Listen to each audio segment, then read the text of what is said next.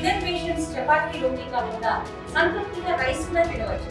Doctor rice, sugar free rice, doctor rice, diabetic rice, sugar పెన్సని బియ్యం, doctor rice. జిల్లాలో చాలా దురదృష్టమైన సంఘటన జరిగింది. 17 ఏళ్ల యువతి ఇక్కడ శవమై నిన్న మనకి బయటపడడం జరిగింది.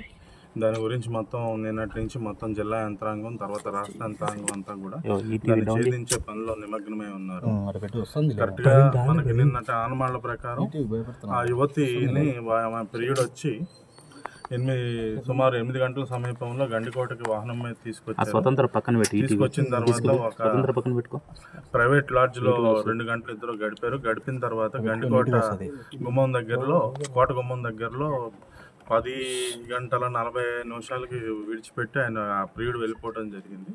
తర్వాత 11 గంటల సమీపంలో ఈ రంగనాయక స్వామి మందిరంలో ఆమె బ్యాగ్ వేసుకుని నడుచుకుంటూ ఉంటాం అనేది మనకి తెలిసింది. తర్వాత ఏం జరిగిందనేది తెలియదు. నిన్న ప్రొద్దుట ఆమె శవం మనకి ఇక్కడ ఈ రంగనాథ స్వామి ఆలయం వెనక భాగంలో ఆమె శవం పడి ఉండటం, ఆమె ఏమంటారు టాప్ పైన వేసుకున్న వస్త్రాలు ఒలిచేసి ఉండటం అన్నీ చూసాం. చాలా దిగ్భ్రాంతి కలిగించింది. దీని మీద మనం అన్ని కోణాల్లోనూ ప్రస్తుతం అన్ని కోణాల్లోనూ దర్యాప్తు చేస్తున్నాం. దీనికి సంబంధించి మనకి కీలకమైన క్లూలు ఈరోజు ఉదయం మనకు లభించడం జరిగింది. ఇంతవరకు మనం అంటే ప్రామాణికంగా మనం చెప్పగలిగింది ఏంటంటే ఆమె హత్య చేయట్లో ఆమె యొక్క ప్రియుడి పాత్ర అనేది ఏమాత్రం లేదు. అది మనం రూల్ అవుట్ చేసాం. ఎవరు చేశారనే దాని మీద అయితే మనం ఖచ్చితమైన క్లూస్ అయితే మనకి ఈరోజు ఉదయం లభించడం జరిగింది. ఉదయం కూడా కాదు, మేము ఇక్కడికి వచ్చే సమయంలోనే మాకు లభించాయి.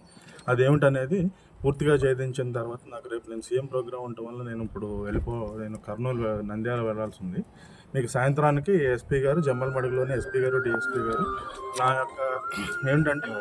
నాకు ఒక ప్రగాఢ ఆత్మవిశ్వాసం ఏంటంటే మనకున్న క్లూస్ దృష్ట్యా మనకి ఈరోజు ఎట్టి పరిస్థితుల్లో ఈరోజు ఈ యొక్క కేసు ఏదైతే ఉందో పూర్తిగా మనం ఛేదించే అవకాశం ఉంది.